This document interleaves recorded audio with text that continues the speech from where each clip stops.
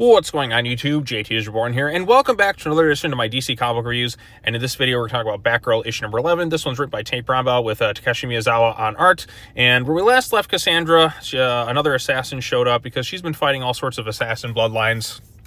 She found out that she has a half-brother that's known as the Jade Tiger, son of the Bronze Tiger. So, like I said, she's got another long-lost sibling or whatever. That's a trope I've noticed with a lot of Bat family titles as of, like, the past couple years. Dick Grayson's long-lost half-sister, Damian Wayne with Respawn. But Respawn's more of a clone of Damian Wayne, kind of tweaked with Slade's DNA, so that's a little bit different. But still, another never-known-about-before sibling.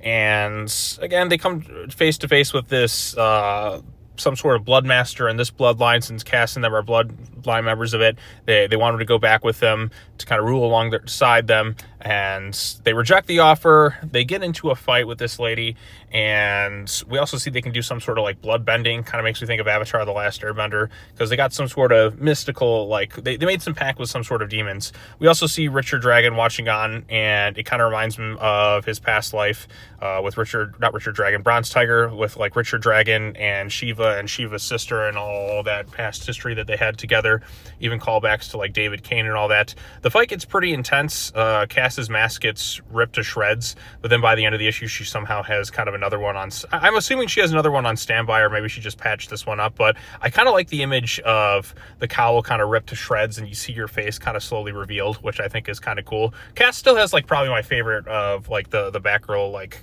cowls and that too, just the mouth kind of sewn and like that. I don't know, just the image of it looks pretty cool.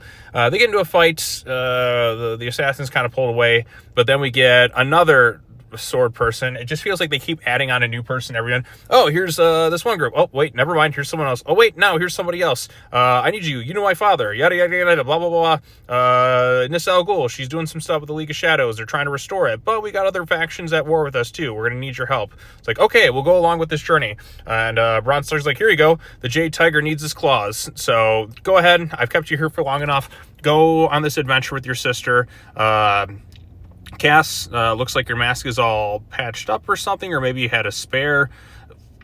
Here's the sword of Lady Shiva. This is yours now that she's gone, and go off on this adventure, the three of them, to, you know, do something else. So it's the next in this arc, and I like martial arts journeys. I'm a sucker for this sort of stuff. I used to watch a lot of kung fu movies from the 70s and all that too, and these type of stories I've gravitated towards for many years, so this is something kind of right up my alley. I'm liking it so far. I like the artwork. I'm still kind of unsure about the whole long-lost sibling thing.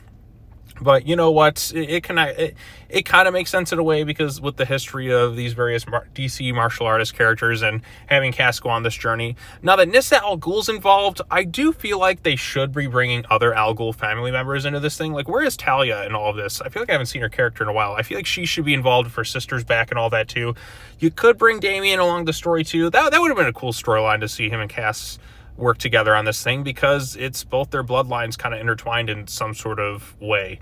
But you know what? This is a Batgirl storyline. I mean, we probably won't get a crossover between this and some of the other titles, but I don't know. I'd like to see, at least, since Nissa is going to be involved in this, I'd like to see Talia, because we haven't had those two interact with one another in a long time, and to my knowledge, it wasn't the best. They left off on the best of terms, so I'd be keen to see where they go from here with the stuff. But again, that's something we'll have to explore in next month's issue. So yeah, I mean, I enjoy this sort of thing just kind of for what it is. But anyways, that should be it. I did see that they released a Batman #1.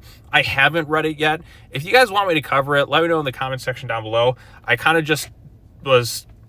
probably should, because it is the main Batman book, if I want to keep up to date with stuff. Maybe I'll cover it like later on this week. I just wasn't in a rush to read it, because, well, I finished that entire Rebirth run. Like, I talked about the whole thing. Now it's on to something else, and I'm like, do I want to? Do I not? We'll just, I guess, have to wait and see. But anyways, let me know if you think I should cover that in the comment section down below, because I'm very back and forth on it right now. So, yeah, and also, what did you think of Batgirl issue number 11? I don't have as much to say about this one. I'm into the martial arts stuff and all that. That's just kind of right up my alley. But I'd be keen to know what you all think. So thanks so much for watching.